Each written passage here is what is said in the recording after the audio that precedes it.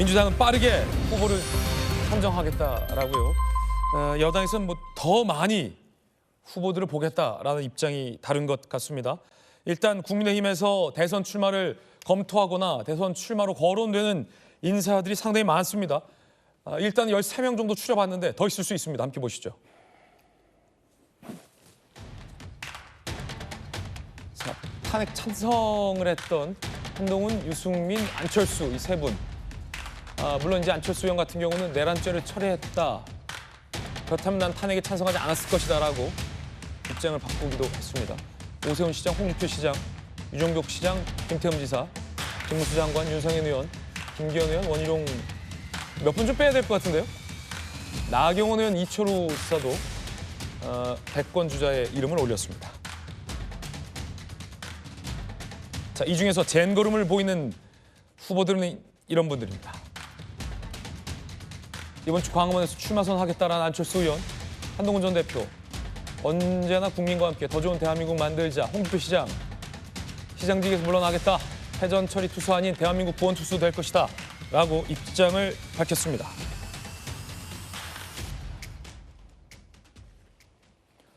대선 국면은 이제 뭐 본격적으로 시작이 됐고요. 정혁진 변호사님, 네네. 아마도 야당에 비해 여당은 후보가 훨씬 더 많기 때문에 이 후보들이 각축전을 벌일 걸로 예상이 됩니다. 그중에 한 3분 정도가 좀 빠르게 출사표를 좀 던졌어요. 어떻게 보십니까? 글쎄 생각보다도 너무 많은 것 같은데 다 나오지는 않겠죠. 그다음에 일부 제가 보여지기에는 대선보다는 대선 외에 다른 것에 더 관심이 있는 분들도 이름을 올려놓은 것이 아닌가. 일단 그런 생각이 들기 때문에. 일단 이름을 올려놓는데 의의를 둔 분도 있다. 그래서 제가 봤을 때는요. 오히려 국민의힘 측에서 좀 빨리 정리를 해서 한 많아야 너댓 명 정도로 정리가 되는 것이 그게 필요하지 저렇게 막 13명, 14명 막 이렇게 된다라고 하면 오히려 국민의힘 경선 자체가 희화화될 수 있는 것이 아닌가 그런 생각이 들고요.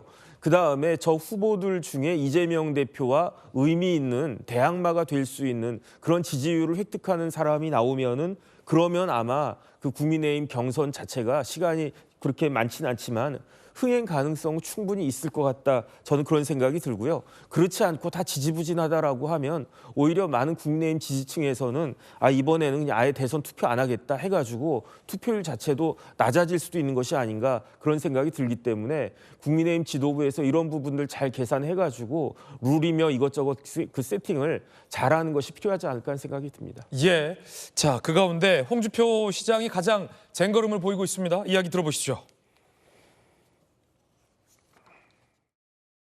만에 하나 내일 대선이 생기더라도 바로 나갈 수 있게 준비가 다 되어 있습니다. 자신감이 너무 넘치시는 거예요. 자신감이 넘치는 게 아니라 이제 마지막이잖아. 탄핵돼서는 2달입니다. 2달 중에 1달은 경선으로 끝나요. 본선이 1달이에요. 그래 되면 경선 본선을 구분해서 우리가 대응할 수가 없어요. 가지함 시간이 없어요. 자, 그리고 안철수 의원은 이번 주에 광화문에서 출마 선언을 하기로 했습니다. 광화문에서 출마 선언을 한다. 어제 이제 이런 입장이 나왔습니다. 안철수 의원 이번엔 이야기 들어보시죠. 페이스북 메시지를 사실상 출마 선언으로 봐도 될까요? 그렇지는 않습니다. 이재명 대표가 페이스북 메시지를 냈지 않습니까? 그래서 거기에 대응해서 낸 겁니다. 대선 출마 선언 시기나 장소는 지금 한다면 아마 이번 주 중반 정도 광화문 생각하고 있습니다. 김문수 장관도 그제 이런 얘기를 했군요. 들어보시죠. 김문수 고용노동부 장관님은 장관직을 내려놓고 즉시 대선 출마 기자회견을 하라!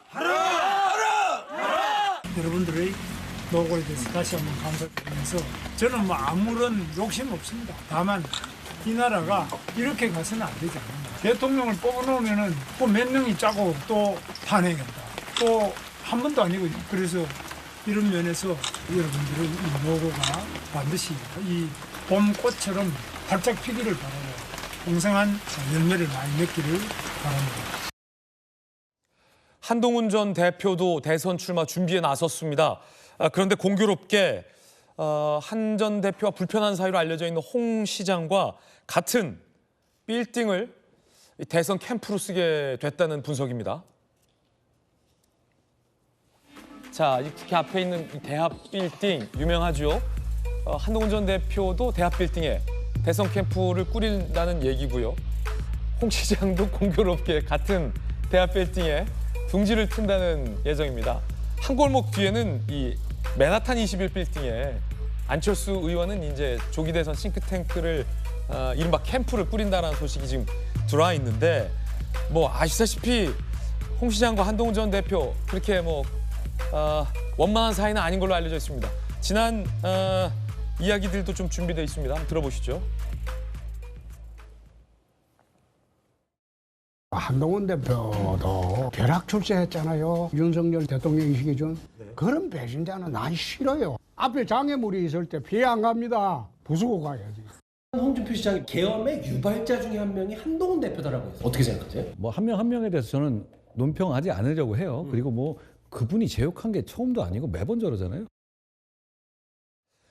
나욕한 게 뭐 처음도 아니지 않냐, 매번 그러지 않냐. 근데 같은 빌딩, 대합 빌딩을 쓰게 됐다라는 건데 누가 한 분 옮기지 않을까 싶은데 누가 먼저 옮기나도 신경전일 수 있겠군요. 김영주 의원님, 김영주 교수님 어떻게 보십니까? 이 대합 빌딩이 사실은 유명하죠, 국회 앞에. 네, 홍준표 대표도 그 전에도 쓴 적이 있고요. 네네. 여러 이명박 대통령 때 네. 후보 캠프를 해서 또 많은 그 정치인들이 사용했던 빌딩입니다. 대합 빌딩에는 엘리베이터가 세 대가 있는데 세 대가 있어요. 한 대는 모든 층을 가는 그 엘리베이터고. 엘리베이터 있고 한동훈 짝수고 한동훈 홀수거든요.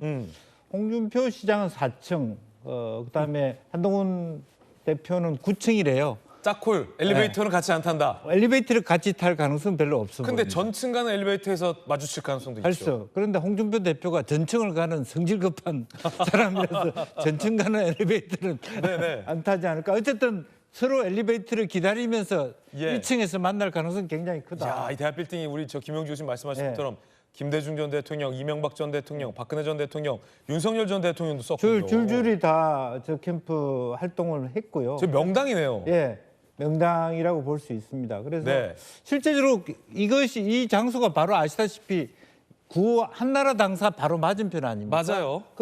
그다음에 사실 이재명 대표 캠프하고도 멀지 않고 민주당사하고도 네. 멀지 않고 아마 이번 대선에 후보들이 많기 때문에 공실률이 굉장히 떨어지지 않을까 그렇게 보여지고 잘 돌아갈 거다. 지금부터는 이제 국회 앞이 박짝박짝할 거라고 보여집니다. 그렇군요. 이거 설마 이제 두 분이 같은 빌딩 쓴다고 네가 나가라 내가 나간다 뭐 이러기는 않겠죠? 그렇죠. 옛날에도 네.